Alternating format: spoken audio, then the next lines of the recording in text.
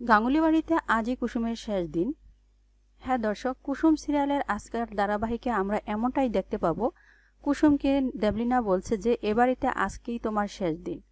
গত পর্বে আমরা দেখেছিলাম কুসুম ধারাবাহিকে অজয় যখন ইন্দ্রাণী গাঙ্গুলির বাড়ি থেকে তার বাবা মা নিয়ে বিদায় নিয়ে বের হয়ে গিয়েছে, তখন সে বাহিরে গিয়ে তার বাবা মার সাথে খুব রাগারাগি করছিল। সে বলছিল, কি দরকার ছিল তোমাদের এমন বেশি বেশি করার?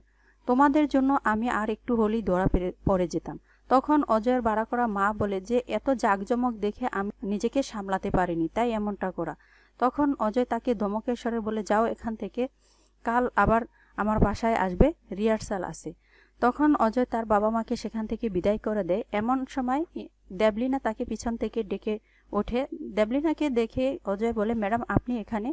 তখন দেবলিনা অজয়ের সাথে খুব রাগারাগি করে বলে, তুমি একটা ছেলে মানুষই নয়, তোমাকে বলেছি যে কুসুমকে আটকে রাখতে, তুমি সে কাজটিও করতে পারোনি। তখন অজয় দেবলিনাকে বলে, কালকের কাজ তো অবশ্যই করব, আমি কুসুমের কফিনে পেরেকটি শেষ পেরেকটি আমিই মারব, কালই হবে কুসুমের শেষ দিন। দেবলিনা তখন অজয়কে বলে, তুমি কি করতে চাইছ?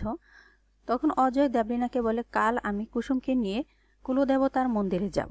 তখন দেবলিনা বলে, কুসুমকে নিয়ে তুমি এমন শিক্ষা দাও যাতে ও সম্মান এবং মর্যাদা সবকিছু ধুলোয় মিশিয়ে যায় এক মুহূর্তে। অজয় তখন দেবলিনাকে বলে, হ্যাঁ ম্যাডাম, কালই হবে কুসুমের শেষ দিন, ওর কফিনের শেষ পেরেকটি আমিই ঠুক। এই কথা বলে অজয় সেখান থেকে চলে যায়। আর এইদিকে কুসুম গাঙ্গুলি বাড়ির রান্নাঘরে রান্না করতেছিল। সেখানে দেবলিনা গিয়ে কুসুমকে বলে, আমাকে একটি কফি বানিয়ে দাও। তখন কুসুম বলে, দিচ্ছি ম্যাডাম।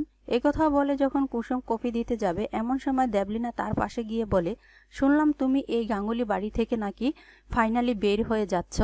তখন কুসুম বলে, বাধ্য হয়ে যেতে হচ্ছে। এই কথা শুনে দেবলিনা বলে, তুমি কি তাহলে বাধ্য হয়ে যাচ্ছ? বিয়ে করে সংসার করার চাইতে তুমি এই কাজের মেয়ের কাজটি সবচেয়ে ভালোবাসো। তবে তুমি একটা কাজ করো, তুমি হচ্ছে এবাড়ির কাজের মেয়ে আর আমি তোমার মালকিন, তাহলে তুমি আমার জন্য গাজরের হালুয়া বানিয়ে রাখো। তখন কুসুম মাথা নাড়িয়ে বলে, ঠিক আছে ম্যাডাম।